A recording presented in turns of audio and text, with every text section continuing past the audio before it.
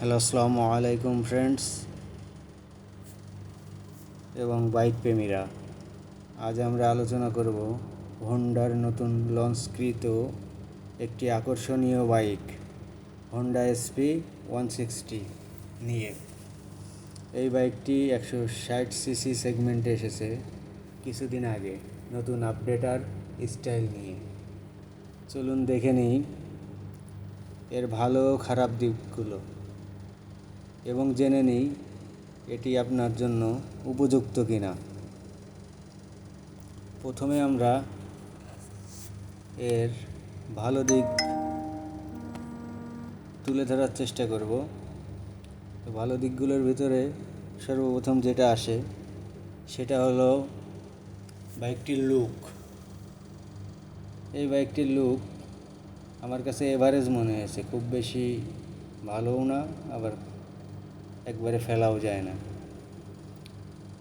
মোটামুটি 10-এ 7 দেওয়া যায় আর কি। আর অনেকের কাছে অনেক ভালো লাগে, অনেকের কাছে আবার পছন্দও হয় না।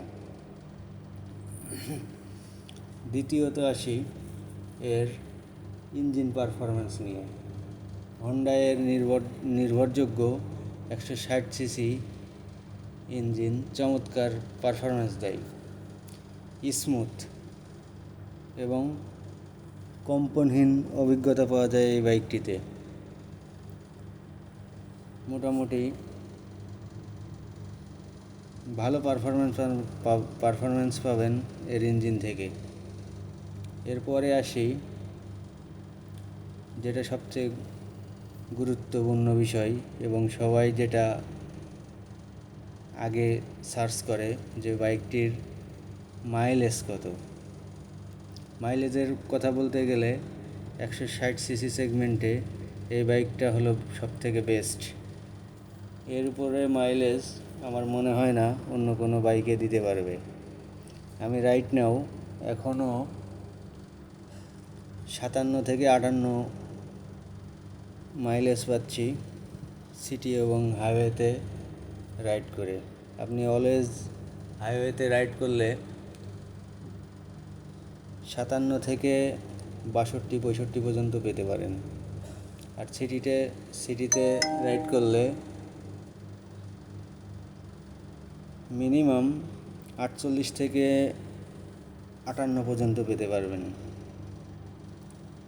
তারপরে আসি সিটিং পজিশন নিয়ে।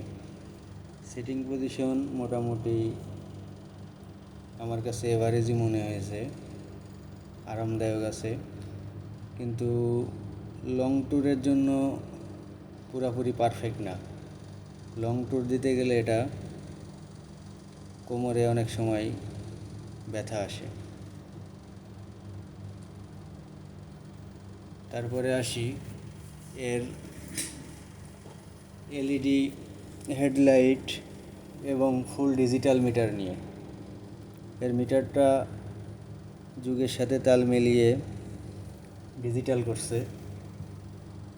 এতে গিয়ার ইন্ডিকেটর আছে, যা নতুনদের জন্য খুবই সুবিধামূলক। এতে মিটারটি সম্পূর্ণ একটি ডিজিটাল মিটার। এতে ঘড়ির টাইম দেখতে পারবেন, এভারেজ মাইলেজ দেখতে পারবেন, ব্যাটারির ভোল্টেজ দেখতে পারবেন। তো সব মিলিয়ে